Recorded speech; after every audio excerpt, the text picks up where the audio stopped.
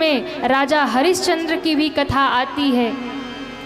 और दो चीज़ों के लिए राजा हरिश्चंद्र आज भी स्मरण किए जाते हैं, उनकी कथा गाई जाती है। किसके लिए? एक तो सत्यवादिता के लिए, सत्य बोलने के लिए, और दूसरा दान करने के लिए। राजा हरिश्चंद्र जैसा कोई दान करने वाला नहीं और राजा हरिश्चंद्र जैसा कोई सत्यवादी नहीं महाराज, कोई वचन निभाने वाला नहीं, कोई वचन निभाने वाला नहीं राजा हरिश्चंद्र जैसा। अब विचार करिए, उन्होंने स्वप्न में दान किया था अयोध्या का राज विश्वामित्र को, सामने से नहीं किया था, सच में नहीं किया था, जागृत अवस्था में नहीं किया था। जिस समय महाराज सम्राट हुआ करते थे अयोध्या के राजा हरिश्चंद्र, स्वर्ग में उनके सत्यवादिता की, उनके वचनबद्धता की स्वर्ग में चर्चा होती थी, उनके सत्य की, उनके दान की। और एक बार जब विश्वामित्र स्वर्ग में बैठे थे, देवगुरु बृहस्पति ने कहा कि भैया आज के समय में तो धरती पर एक ही सूर्य है जो चमक रहा है। कौन सा सूर्य है? तो कहा सूर्य वंश के राजा हरिश्चंद्र। आज उनका जो सत्य है, आज जो उनका दान है, जो वचन की परंपरा है, राजा हरिश्चंद्र जैसा निभाने वाला कोई और नहीं है। धरती पर उनके जैसा दानी कोई नहीं, सत्यवादी कोई नहीं। और ज्यों ये बात सुना तो विश्वामित्र ने कहा ऐसा हो नहीं सकता कि धरती पर कोई ऐसा हो। बोले है राजा हरिश्चंद्र, त्रैलोक में उनकी जय जयकार होती है। और ज्यों ये बात सुना ना, विश्वामित्र ने ठान लिया कि अब मैं हरिश्चंद्र की परीक्षा लेकर रहूंगा। अब देखिए, हरिश्चंद्र राजा के जो गुरु हैं ना, वशिष्ठ जी हैं, और जो विश्वामित्र बाबा हैं ये वशिष्ठ जी से थोड़ी जलते हैं। तो इनको लगा कि अच्छा, इनके शिष्य का नाम पूरी दुनिया में है, तो मैं थोड़ा जा कर के इनकी परीक्षा लेकर देखूं। और स्वप्न में आ गए, ब्राह्मण का वेश बनाकर स्वप्न में आए और कहा राजन हमें तुम्हारा राज्य चाहिए। सपने में राजा हरिश्चंद्र ने वो उन्हें अपना राजपाठ दान में दे दिया। और कहते हैं जब स्वप्न में दान दिया, सुबह नींद खुली तो सभा में बैठकर चर्चा करने लगे, रानी से कहने लगे, मंत्रियों से कहने लगे, सुनो आज मैंने स्वप्न में अपना राजपाट किसी ब्राह्मण को दान कर दिया, पर वो ब्राह्मण कौन था मुझे नहीं पता। दान किया है तो अब तो दान की वस्तु अपने पास रखनी नहीं चाहिए, दे देना चाहिए। तो कौन है वो? इतना विचार ही कर रहे थे कि वही स्वप्न वाला ब्राह्मण विश्वामित्र सामने प्रकट हो गए। राजा ने कहा ये तो वही ब्राह्मण है। कहा राजन हम तुम्हारे सपने में आए थे और तुमने संकल्प करके हमें राजपाट दे दिया। बोले हाँ, तो अब हम अपना राज्य लेने आए हैं, हमें हमारा राज्य सौंपो। धन्य है राजा हरिश्चंद्र। महाराज तुरंत संकल्प किया है और संकल्प करके तुरंत अपना राज्य पाठ उस ब्राह्मण को सौंप दिया।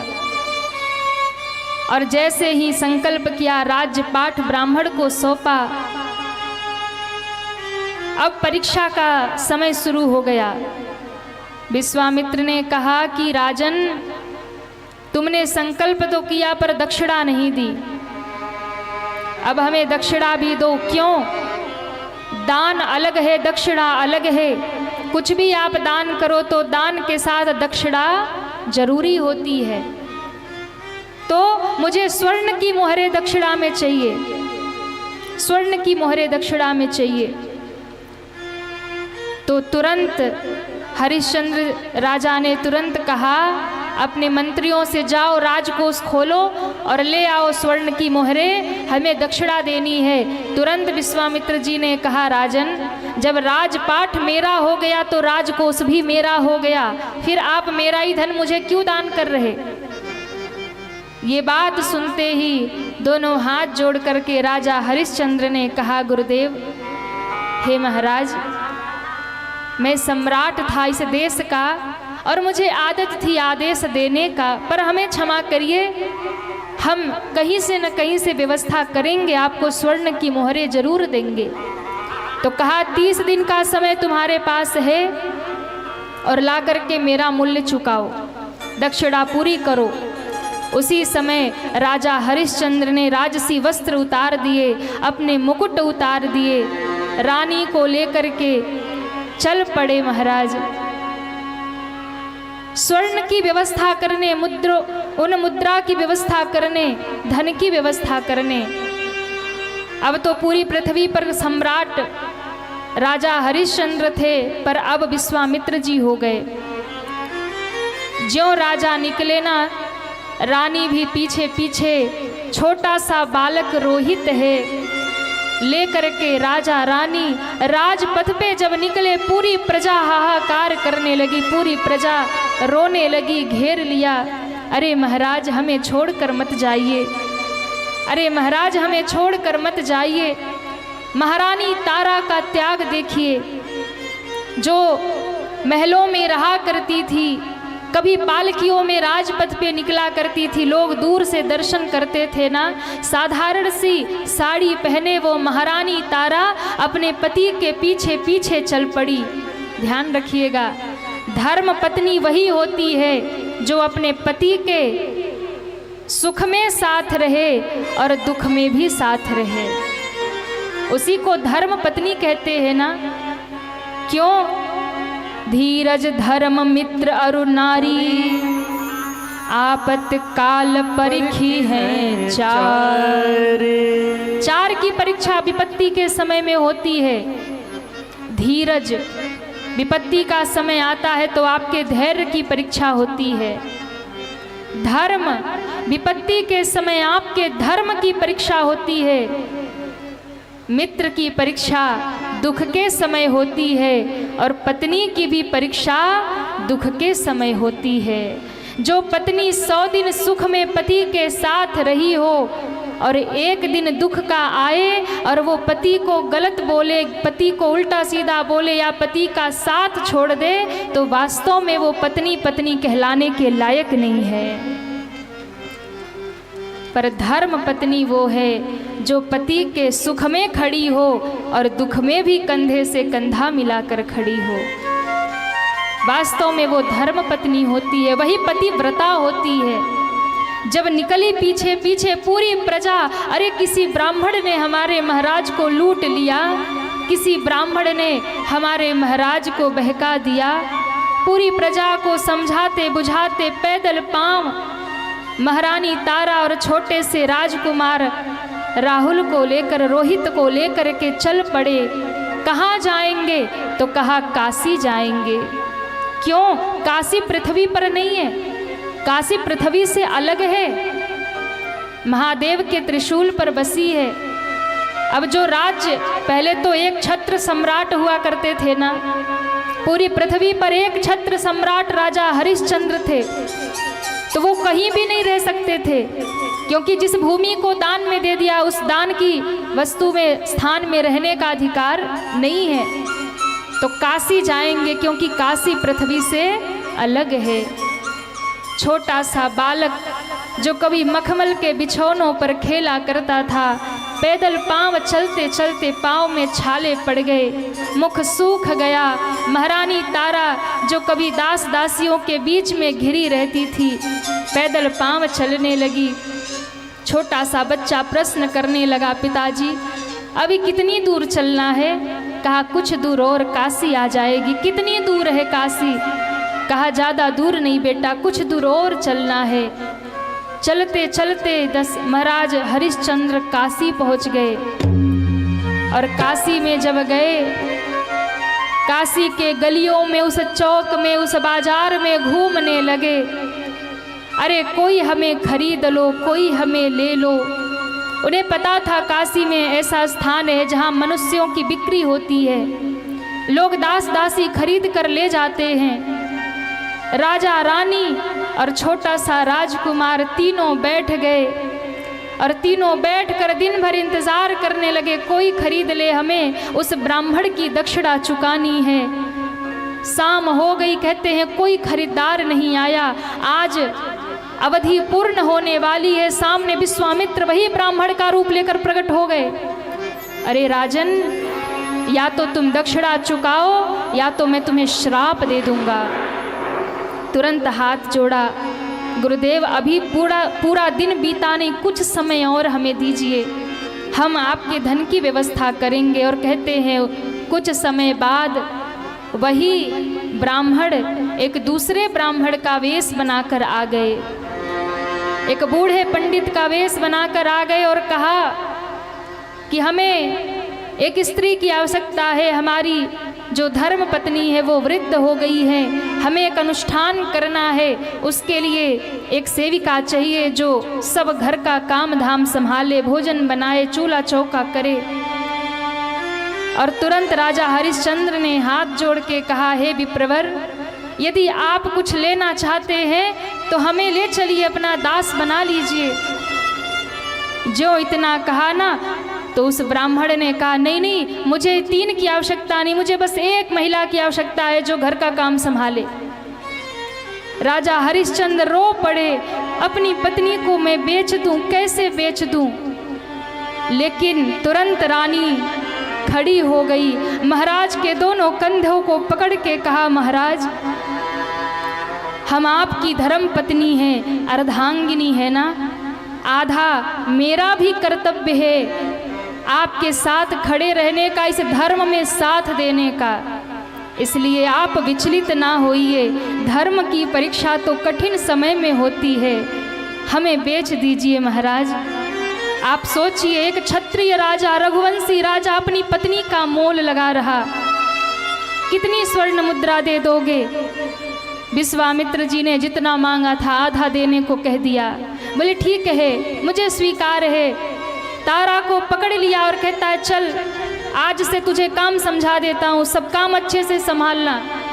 ज्यों महारानी तारा उस ब्राह्मण के पीछे पीछे जाने लगी, नन्हा सा रोहित रो पड़ा, अरे माँ तुम हमें छोड़ के क्यों जा रही हो? माँ, मैं माँ के बिना नहीं रह पाऊँगा, मेरी माँ मुझे छोड़ के कहाँ जा रही?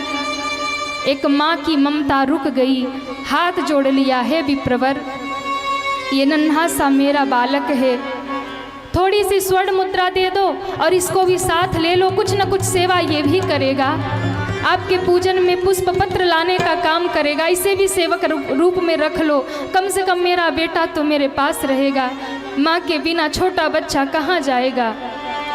कहा ठीक है, थोड़ी स्वर्ण मुद्रा और दे दी। महारानी तारा महाराज हरिश्चंद्र के सामने से जाने लगी, पीछे पीछे नन्हा सा वो बालक जाने लगा।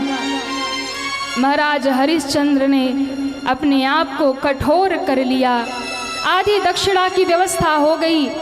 अब आधी दक्षिणा कहाँ से मिले? अब मुझे भी कोई खरीद ले। उस काशी के बाजार में घूमने लगे महाराज हरिश्चंद्र, कोई मुझे खरीद ले। काशी के बाजार में फिरता हूँ लाचार में, काशी के बाजार में फिरता हूँ लाचार में, धर्म के कारण फिरूं बेचता लोगों अपनी जान में। मैं धर्म के कारण बिक रहा, अपने प्राण बेच रहा, कोई मुझे खरीद लो। माया फिर गई राम की, तू ले ले साधु मोही, मैं नीर भरन गंगा पे जाऊं, मुरद घाट से कफन लाऊं, मैं रोज बुहारूं गलियां तेरे काशी के बाजार की, मैं रोज बुहारूं गलियां तेरे काशी के बाजार की।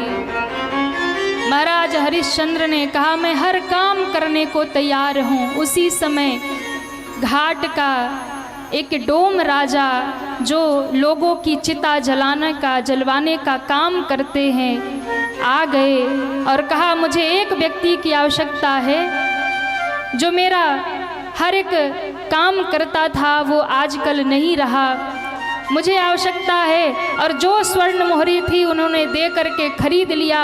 शाम होते होते विश्वामित्र आ गए, दक्षिणा चुका दी महाराज, दक्षिणा चुका दी। राजा हरिश्चंद्र खड़े हो गए उस मरघट पर, उस काशी के घाट पर जहाँ चिता जलती है। काम क्या है? कर लेना है, आग देना है, कर लेना है, आग देना है। महाराज हरिश्चंद्र खड़े हो गए, हाथ में एक लाठी ले करके और कर लेने लगे, लाशों को अग्नि देने लगे। और कहते हैं भोजन के नाम पर, अब महाराज हैं, कभी तो कुछ बनाया नहीं था, भोजन बनाने आता नहीं, कुछ सत्तू भेज देते थे, उसी को गंगा जल में घोल कर महाराज लेते, लेकिन वो भी नहीं पाते। क्यों? ज्यों ही वो कुछ खाने के लिए बैठते ना, विश्वामित्र परीक्षा इतनी कठिन लेने लगे कि कभी कुत्ते का भेष बना के सामने आ जाते। लोग अपने शवदाह करते, पिंडदान करते, और उसके जो आटे बच जाते थे थोड़े बहुत, उस आटे को ही बना करके बाटी बनाकर जैसे ही पाने बैठते, विश्वामित्र किसी भिखारी का वेश बनाकर, किसी ब्राह्मण का वेश बनाकर, किसी कुत्ते का वेश बनाकर सामने खड़े हो जाते। 21 दिन हो गया केवल गंगा जल पी करके केवल गंगा जल पीकर हरिश्चंद्र राजा रह गए। शरीर सूख गया, मुख मुरझा गया, चेहरा काला पड़ गया। कहाँ राजपाट संभालते थे और कहाँ खड़े होकर के कफन लेते हैं और आग देते हैं। लेकिन विश्वामित्र की परीक्षा अब भी नहीं रुकी महाराज, अब भी नहीं रुकी परीक्षा। क्या हुआ? जिस ब्राह्मण के यहाँ महारानी तारा जाकर के काम संभालती थी, एक दिन उस विप्र ने कहा कि मुझे अनुष्ठान करना है, व्यवस्था करो। बच्चे के हाथ में डलिया पकड़ा दी, बेटा जा बगिया से पुष्प पत्र लेकर के आजा, बिल्व पत्र, शमी पत्र, पुष्प, तुलसी पत्र सब इकट्ठा कर लेना। नन्हा सा बालक राजकुमार रोहित माँ की सहायता करता चल पड़ा आज बगिया की ओर।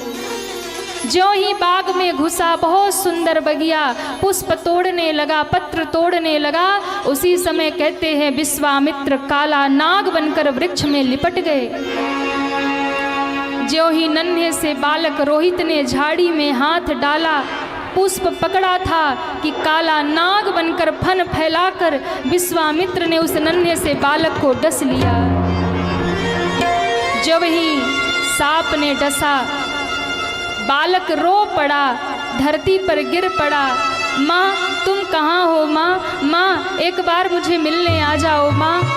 गिर करके वो बालक रो पड़ा, हिलकियाँ भर भर के रोता, माँ मैं बचूंगा नहीं, एक बार तो माँ आ जा, एक बार अपनी गोद में उठा लो माँ, एक बार तो अपने लाला को निहार लो, मैं एक बार तुमसे बात कर लूँ, मैं बचूंगा नहीं।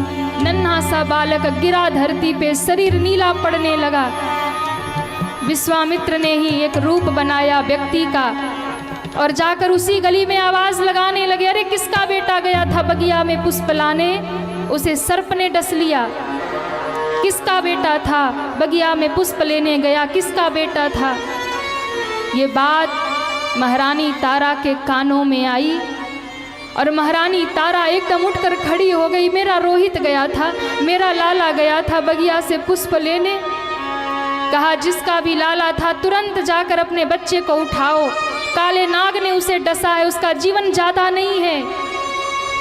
एकदम बिलख पड़ी, दौड़ी दौड़ी गई और कहती है उस ब्राह्मण के चरणों में गिर के, महाराज मेरे नन्हे से बालक को आज सांप ने डस लिया है, मुझे जाने दो। कहा नहीं, हम तुम्हें खरीद कर लाए हैं ना, पहले घर के सारे काम समाप्त करो, मेरे पूजा की तैयारी करो, मेरे यज्ञ की समीधा लकड़ियाँ सब इकट्ठी करो, फिर जाना। हम तुम्हें कार्य के लिए खरीद के लाए, कार्य पूरा करो। आप सोचिए उस महारानी के सामने एक माँ का हृदय उस समय क्या कहा होगा। बच्चा वहाँ तड़प रहा है, मौत से लड़ रहा, और ये माँ बेटे को हृदय से भी नहीं लगा पाई। दिन भर रोती रही, जल्दी जल्दी सारे काम किए और इतने काम बताए, सुबह से शाम हो गई और बेटा तड़प तड़प करके प्राण निकल गया। शरीर नीला पड़ा, उसी जंगल में पड़ा है। संध्या होते ही अंधेरा सा छाने लगा, सारे काम करके दौड़ी। हाँ बेटा, रोहित मेरा लाला कहाँ रह गया? दौड़ी महारानी तारा, दौड़ते दौड़ते कभी किसी वृक्ष से टकरा जाती, कभी किसी लता से, झाड़ी से टकरा जाती, कभी कांटे चुभ जाते, कभी कंकड़ चुभ जाते।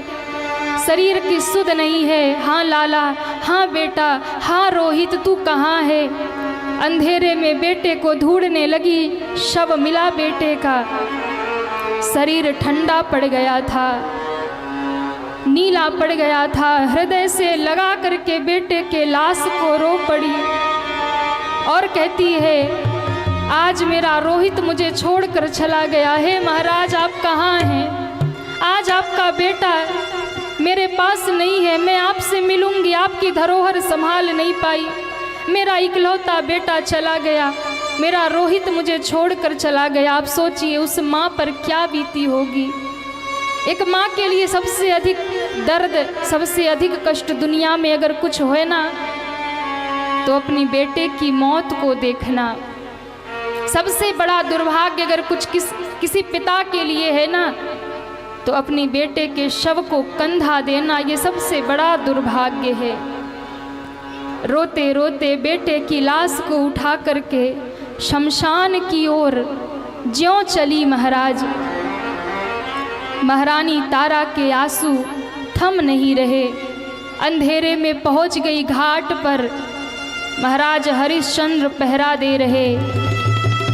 एक महिला के रोने की आवाज, एक स्त्री के रुदन की करुण क्रंदन कानों में पड़ने लगा। अंधेरे में जाकर महाराज हरिश्चंद्र ने पूछा, कौन है, क्यों रो रहा है? कहती है, महाराज आज मेरी दुनिया उजड़ गई। एक ही मेरा इकलौता बेटा था, उसको सर्प ने काट लिया, उसकी मौत हो गई। मेरे बेटे को चिता की आग चाहिए। एक माँ के लिए सबसे बड़ा दुर्भाग्य आज मेरे लिए।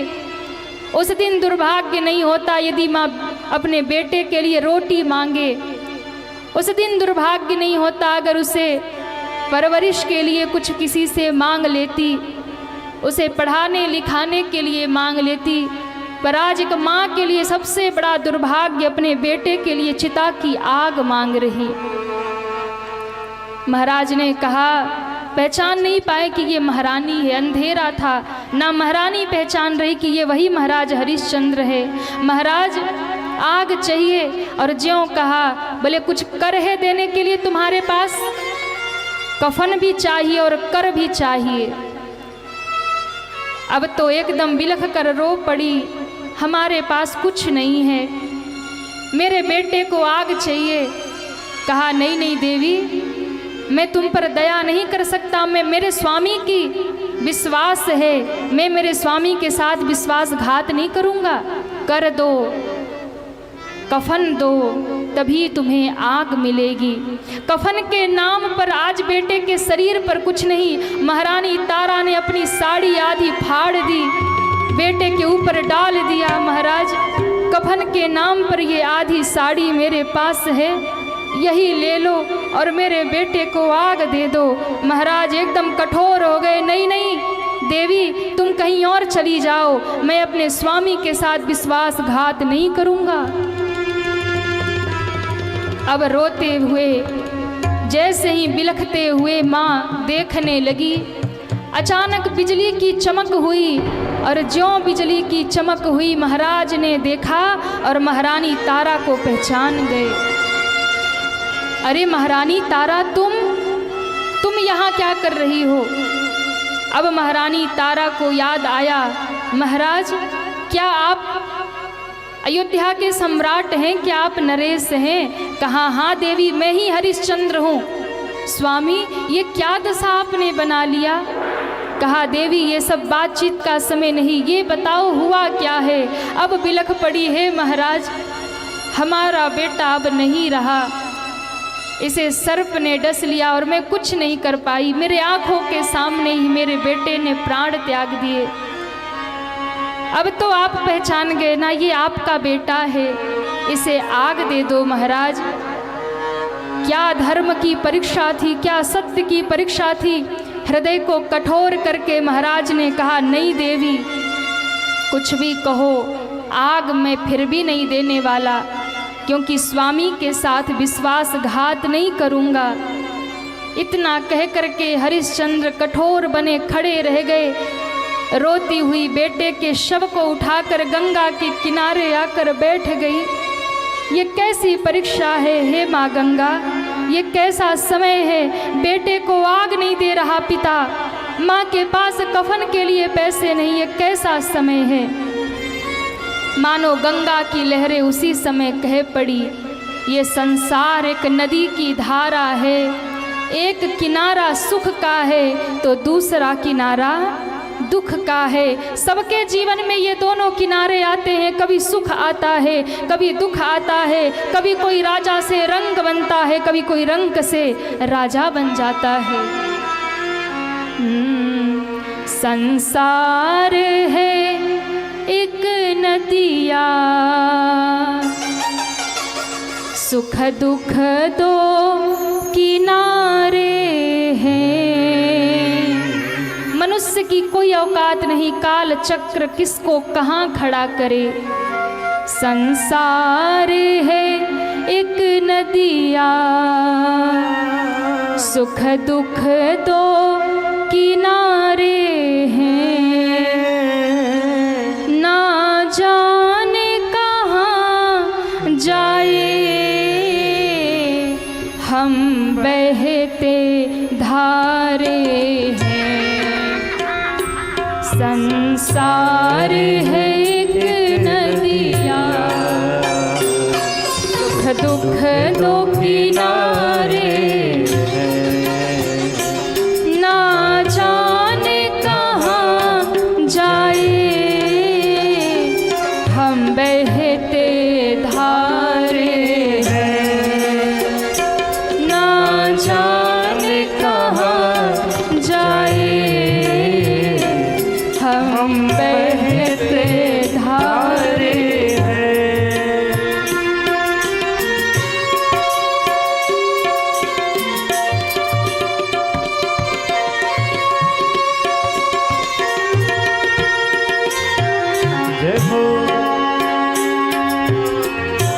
वक्त की धारा, समय की धारा किसे बहाकर किस मोड़ पर ले जाएगी, किसे किस किनारे ले जाएगी, कोई नहीं कह सकता।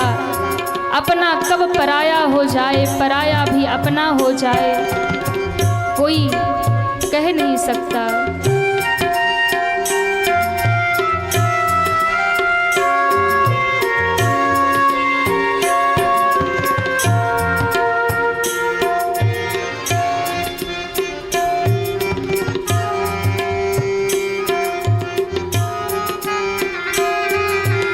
संसार में कोई भी किसी के लिए अपना न पराया है।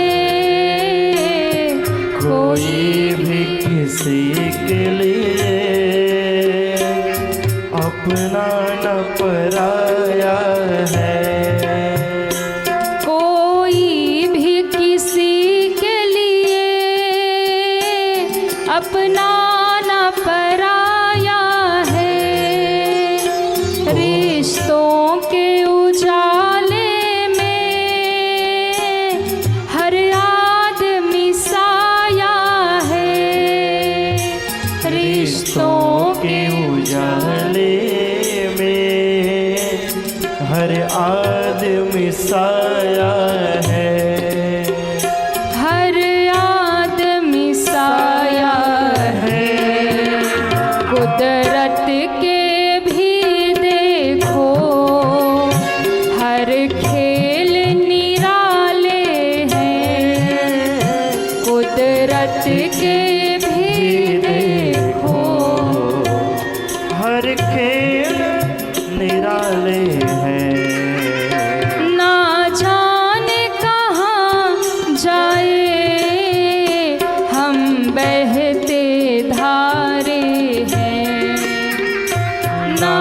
जाने कहाँ जाए, हम बहते धारे हैं।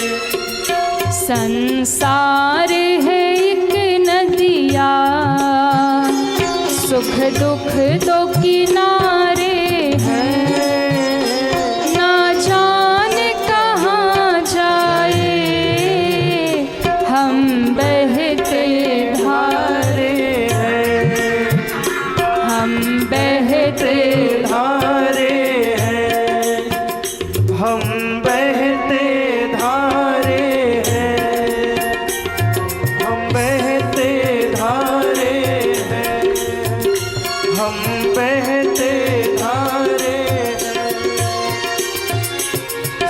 है कौन जगत में वो,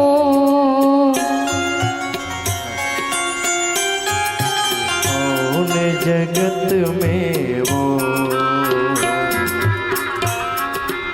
इस दुनिया में कोई ऐसा नहीं जिसने पाप ना किया हो, और ऐसा भी कोई नहीं जिसने पुण्य ना किया हो। दोनों साथ में चलता है, सुख दुख, पाप पुण्य, धर्म अधर्म, दिन रात, अंधेरा उजाला, एक नदी के दो किनारे के समान।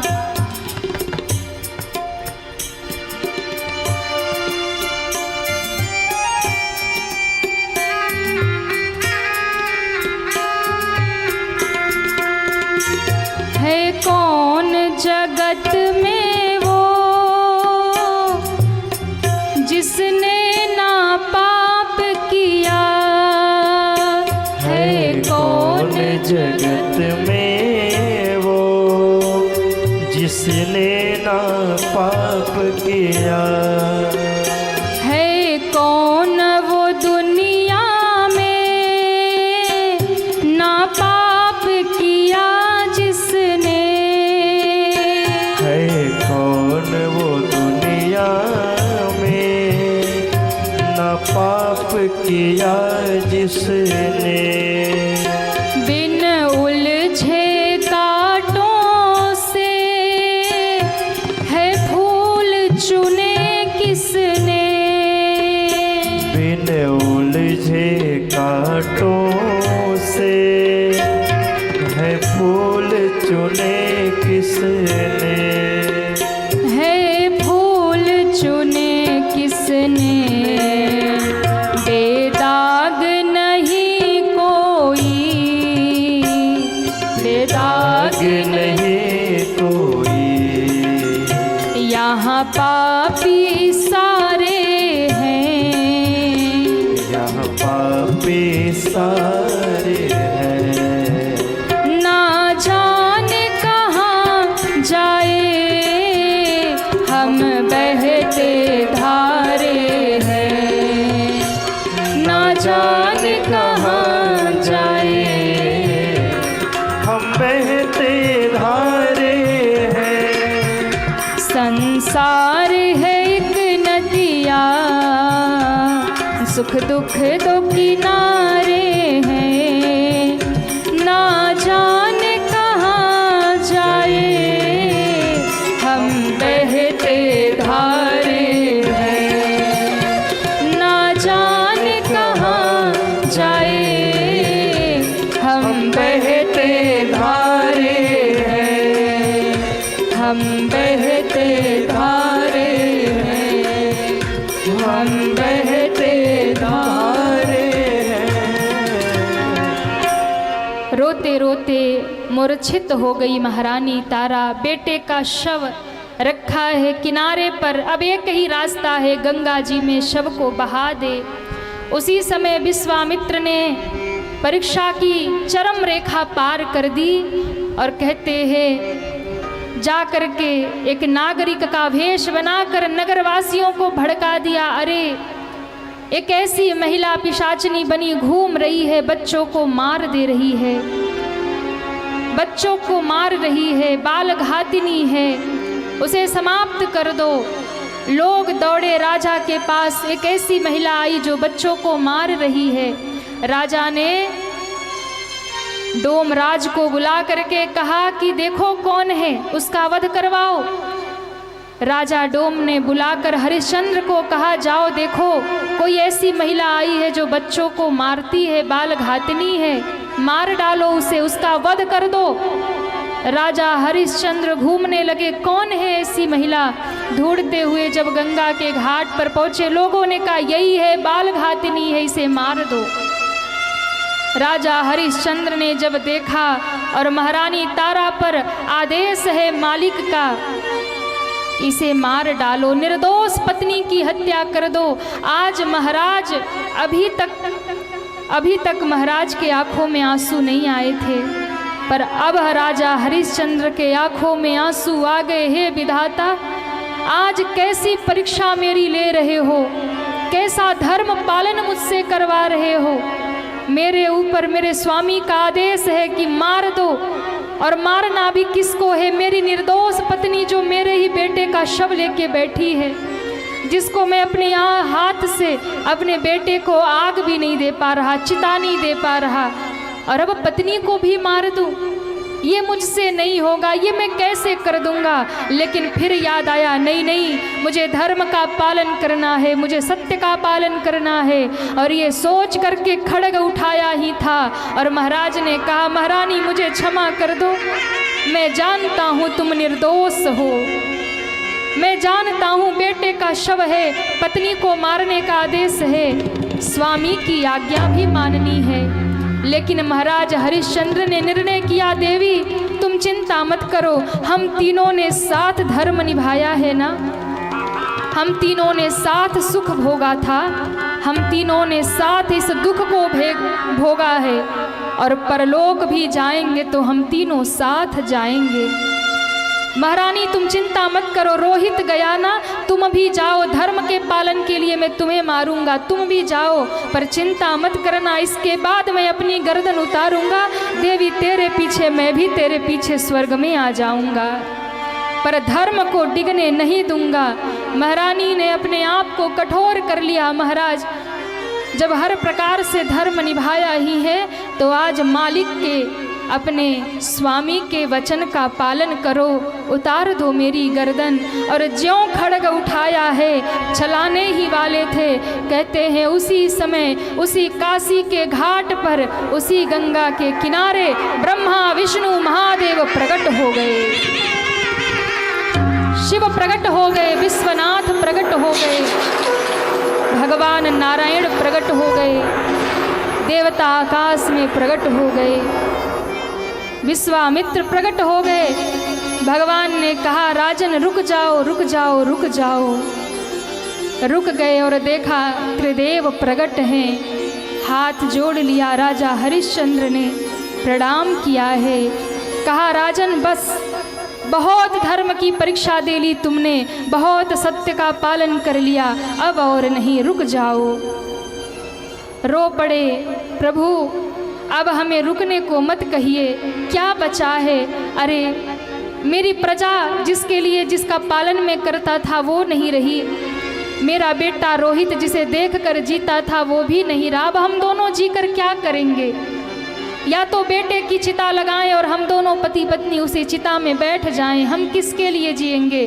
भगवान ने कहा, नहीं नहीं राजन, इसकी आवश्यकता नहीं है। आवाज़ लगाई, बेटा रोहित, और ज्यों कहा राजकुमार रोहित उठ कर के खड़े हो गए, ऐसे उठे मानो अभी नींद से जागे हो, नींद से जागे हो।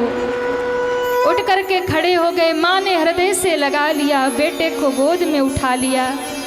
और अब भगवान ने कहा, विश्वामित्र, महाराज हरिश्चंद्र सत्य के पालक हैं, धर्म के पालक हैं, दानवीर हैं, और तुमने इतनी कठोर परीक्षा ले ली, हम तुम्हें कभी क्षमा नहीं करेंगे। भगवान ने सुदर्शन चक्र छोड़ दिया, और कहते हैं जब सुदर्शन छोड़ दिया ना, तो भगवान का सुदर्शन हाथ जोड़ करके कहा, प्रभु वापस ले लो। वापस नहीं हुआ, क्योंकि सुदर्शन केवल भगवान की बात मानता है। पर आज हरिश्चंद्र ने हाथ जोड़ के कहा कि यदि मैंने धर्म पूर्वक सत्य का पालन किया है तो सुदर्शन वापस हो जाए। आज जो सुदर्शन केवल भगवान की बात सुनता था, उसने भक्त की बात सुनी, वापस हो गया और कहा, विश्वामित्र तुमने बहुत कठोर परीक्षा ले ली, तुम्हें ये नहीं करना चाहिए था। भगवान ने कहा, हे महाराज, हम सब आप पर प्रसन्न हैं, त्रिदेव प्रसन्न हैं, भगवान शिव महेश्वर प्रसन्न है, नारायण प्रसन्न है, ब्रह्मा प्रसन्न है, मांगो तुम्हें क्या चाहिए। राजा हरिश्चंद्र के आंखों में आंसू, हाथ जोड़ लिया और कहा, हे प्रभु, बस यही कहना चाहूँगा, यदि कुछ वरदान देना है तो यही वरदान देना, जैसी परीक्षा आज हमारी ली है, आज के बाद ऐसी परीक्षा कभी किसी की मत लेना, क्योंकि जो हमने सह लिया वो शायद कोई और ना सह पाए, उसका धर्म डिग जाएगा, उसका सत्य छूट जाएगा, ऐसी परीक्षा कभी मत लेना। भगवान ने विश्वामित्र की ओर देखा और कहा, विश्वामित्र जी, आज के बाद किसी भक्त के साथ ऐसा मत करना, अब तुम अपना राजपाठ ले लो, जाओ। कहा, नहीं, जिस राज्य को मैंने उस विप्र को समर्पित कर दिया, दान दिया हुआ राज्य में वापस नहीं लूँगा। भगवान ने कहा, नहीं, अरे यहाँ तुम्हारा राज्य नहीं था, इस संसार की सारी सृष्टि में जो भी है सब मेरा है, ये पृथ्वी मेरी है, धन संपदा मेरी है राजन, ना तो तुम्हारी है ना विश्वामित्र की है। लेकिन उसी दिन ऐसा संतों से मैंने सुना, उसी दिन रोहित को राज तिलक करके गद्दी पर बिठा दिया और राजन ने उस गद्दी को स्वीकार नहीं किया, व्रत ले लिया, आजीवन भगवान के भजन में लग गए, उस गादी को फिर स्वीकार नहीं किया। ऐसे धर्म की परीक्षा, ऐसे सत्य की परीक्षा देने वाले हमारे इस धरती पर हुए, ऐसे दानवीर हुए।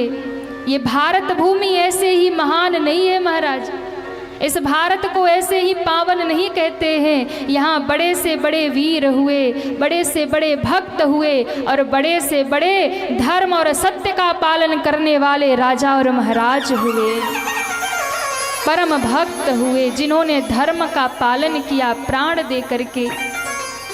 आज महाराज दशरथ ने कहा, रानी याद